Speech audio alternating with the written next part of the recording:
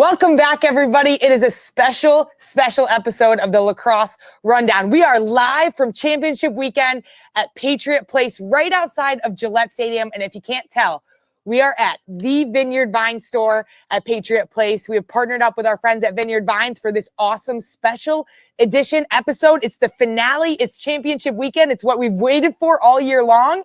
And we're here and we're going to break down these matchups we have today. National semifinals at 3 and 5:30 Eastern time. We're here to break it down. It's crazy to think that this started in February at the WLL Championship Series, and we've kept the conversation going every week. And now here we are, full circle, championship weekend, set to crown a national champion. Both the men's and the women's college champions will be crowned right here at Gillette Stadium. And Patriot Place is the perfect pregame spot. Vineyard Vines, so supportive of the Lacrosse Rundown and just the sport in general. They've got some great promotions this week, 25% off anything in the store. If you walk in, you get to spin the wheel. Charlotte, I'm going to have you spin the wheel later on. I can't wait. I mean, check it out. You could get some really epic stuff. They have some lacrosse merch. They have everything you need on the field and off the field.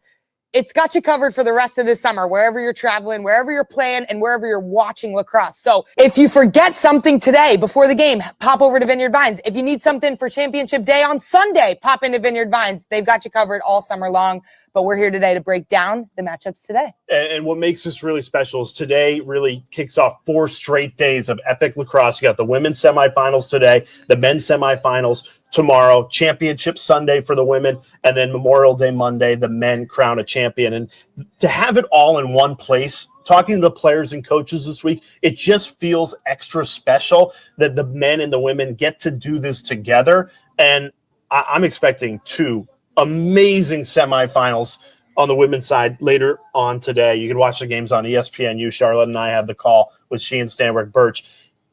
We truly got the best 4 teams in the sport for these semifinals. We did. We got the top 4 seeds. And all year long, we were talking about the top 3 teams we knew were North Carolina, Boston College, and Northwestern. We didn't know who that 4th team would be, but as of late in the regular season, through conference tournaments, and then through the first few rounds of the tournament, it's clear that that's Florida. Yeah, no doubt. And Florida comes in with a chip on their shoulder. I hope it's not us that have given the bulletin board material, but we've said, oh, these 3 teams have separated. These 3 teams have separated, that being North Carolina, BC, and Northwestern. Well, Florida's been hearing that, and they're like, look, we believe we're here with a shot. They're going to have to go up against undefeated number 1 North Carolina, but they are playing with a ton of confidence right now. And if they play like they did in that first half against Duke, they could beat anybody. And it's an even scarier thought to feel like that's a team that didn't play their best in the second half of their quarterfinal game against Duke, as Duke roared back and almost had a chance to win it. I feel like they're going to come out with a little bit of an edge. And they know that probably most of the country, most lacrosse fans would mark down North Carolina and have UNC, the undefeated number 1 team in the country, winning that game.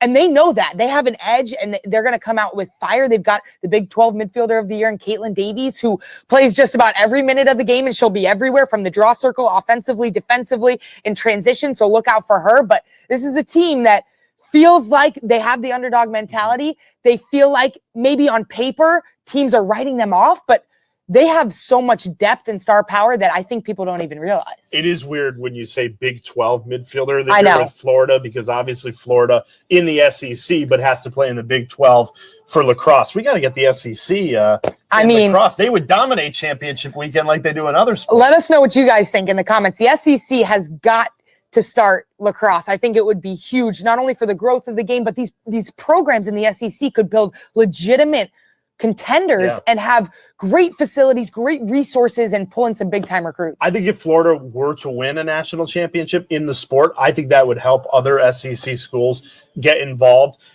Look, back-to-back Final Fours for the first time in program history. That's how you build this thing. If they could take down number 1 North Carolina, I just think it takes the whole program to another level. And for this Tar Heels team, yes, they're the favorites, but what's crazy is they don't have a lot of Final Four experience. Brooklyn Walker-Welsh was really the lone mainstay from that 2022 national championship team. Everybody thinks of North Carolina, and you think they've been here every year and they're experienced in this setting. The Final Four is a lot. It is overwhelming sometimes. There are so many people in the stands, but there's so much that goes around it. The media, all the attention, all the talk, all the noise. And as a player, you want to be as focused as you can on the task at hand. And sometimes when you get to championship weekend, and if you've never been there before, you don't realize that till you get there. And then you expend more energy than you wish on those types of things. So for North Carolina, most of their players haven't been to championship weekend. So it's going to be interesting to see how they handle the big moment, how they handle the crowd noises, how they communicate on the field and things like that. Well, it's interesting. You've played in 2 championship weekends, 2 national championship games, winning it in 2021. You were talking a lot about how the crowd noise is so different, particularly in a football stadium where the noise just escapes and it's hard to hear your teammates over the crowd. How do you overcome that and keep your communication and try and keep things as normal as possible, even though you're not playing in a normal setting? Well, it's something you prepare for.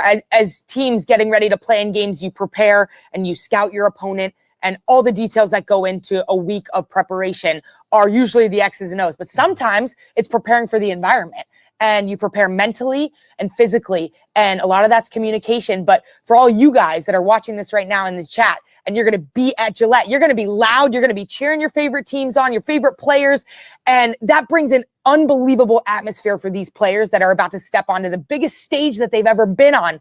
But it's also challenging. So you've got to manage your emotions. You've got to communicate well. You've got to figure out what's working for your unit. Offensively, you got to all be on the same page. You got to be talking through play calls and sets. Defensively, same exact thing. You got to talk through matchups. You got to talk through picks and switches and different adjustments that you're making. And as a goalkeeper, same thing. You want to be able to communicate to your defense where the ball is and where you're seeing players cut through and who maybe is the most dangerous out there on the field. And then where I think the communication is the most important with a big crowd is the draw. And that's going to be awesome. Our coverage on ESPN is going to have an unbelievable set of access because we have the Sky Cam, which is totally a unique look. It's a bird's eye view, and you get to see the field a lot better. It's a treat for us every year, and it's an awesome ad that ESPN's added to the championship coverage. I think when you take a look at North Carolina, Charlotte, with just one last comment on today's first semifinal, I'm going to be really interested how the freshmen perform, because Chloe Humphrey, Betty Nelson, integral parts, goalkeeper and the top goal scorer, both first-year players. Now you add in Eliza Osborne, Kate Levy, Addison Patillo. Like, they've relied on these freshmen to set the tone. Does the moment get a little big? We'll find out. Yeah, we will. Or is it almost you don't know what you don't know? Yeah. And you come in and it's just another game. It's going to be interesting to see, but this stage is what you dream of. It's what you live for. It's what you practice for. If you guys are young lacrosse players, you aspire to play in this weekend on Memorial Day weekend, championship weekend, and it all starts today, which is really exciting. Okay, so second semifinal, Boston College and Northwestern. It's a rematch of the last 2 national championship games. So these are the perennial powers, the dynasties in the sport. We were saying they're the mainstays of championship weekend. Yep. Ridiculous stat about Northwestern. They have been to 16 of the last 20 Final Fours. So insane. You can just pencil them in to this moment every season. Boston College, 8 straight Final Fours. They are 7-0 in national semifinals. Like, we can throw all the stats at you. What are you focused on when you take a look at this matchup? Well, it's the matchup of the last 2 national championships. And if that doesn't speak for itself, I don't know what does. These 2 programs, we talk about all the blue bloods of the sport. I think these 2 in recent history have been the mainstays, the 2 top programs at a stage like this. Mm-hmm. And it's going to be so interesting to see the adjustments that are made from the first meeting they had in February this season. These 2 teams met. Boston College won 13-9. But that was February. That was the beginning of the season. Right. And both Boston College and Northwestern went through a lot of changes from last year to this year.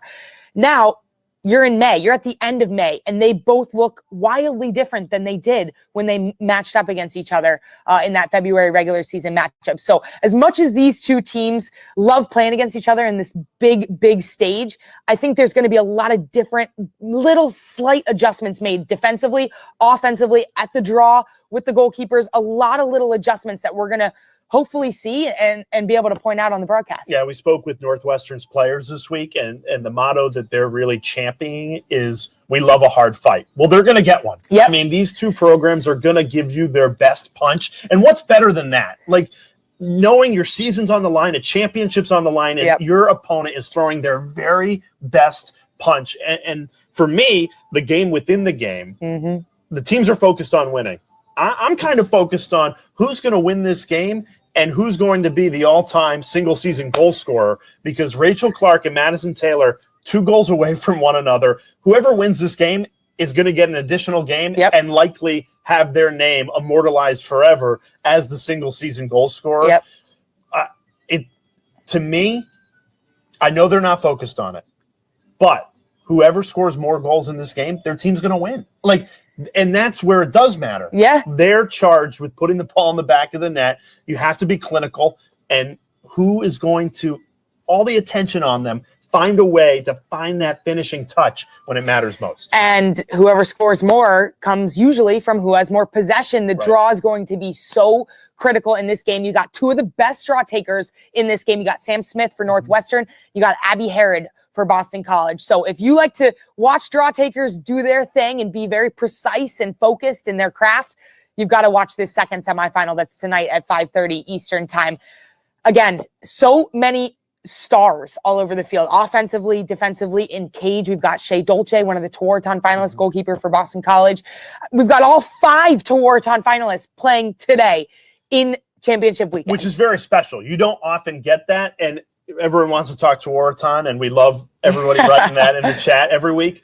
It's going to be played out in front of us today and then on Championship Sunday. Whoever wins, that's going to impact who wins a Tewaaraton. I don't think you can just go off the stats this year. I think the tiebreaker will come with whoever holds that trophy on Sunday. I agree. I think, biggest stage, biggest stars, who's going to step up and perform. And I think that's what makes this weekend so exciting for you guys as fans at home watching on your TV or up here at Gillette Stadium in Foxborough, Massachusetts. That's why we love watching this big stage, because the brightest stars will shine. So we mentioned both the women and the men playing right here in Foxborough. If you're just joining us kind of midstream, we are live from Vineyard Vines, Patriot Place, 25% off the whole store this weekend. Come in, spin the wheel. They got tons of great stuff for lacrosse fans as we kind of, Memorial Day weekend always kind of starts the summer. I love starting the summer by crowning a national champion. And they got some great stuff that you have to check it out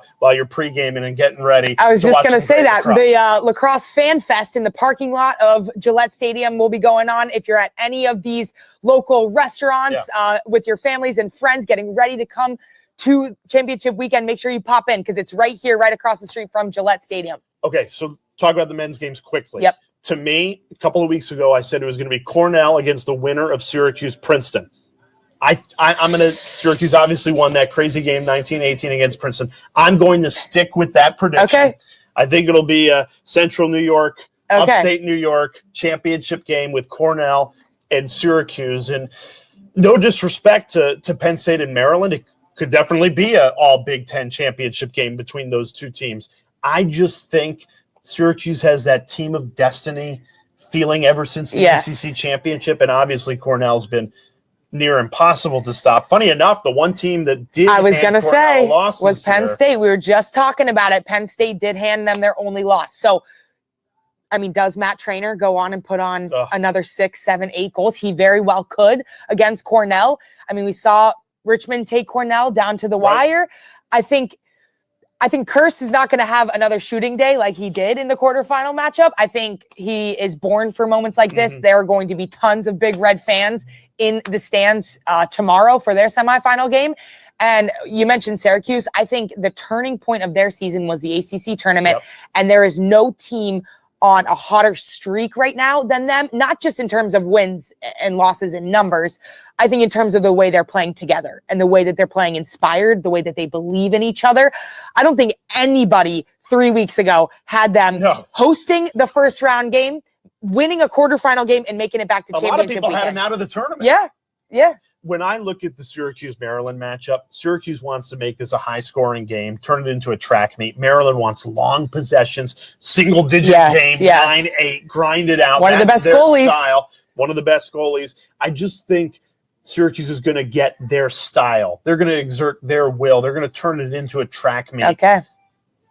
Who knows? We could be sitting here next week talking about how Maryland won it all again. And we talk about Northwestern on the women's side. That's Maryland. I mean, they are the perennial power, the dynasty in the sport on the men's side. And yes, they didn't win the Big Ten title. They lost to Ohio State. And some people thought, oh, well, do they deserve to be in that top 2, top 3 category still? But they will never go away. They will never not be ready for the moment when it comes to punching your ticket to championship weekend. And I think we could see that in a little bit of a defensive battle. You mentioned the style Syracuse likes to play. I think Maryland's the direct opposite. They're so methodical, and it's like a slow burn almost. But the goalie, we've got to talk about it.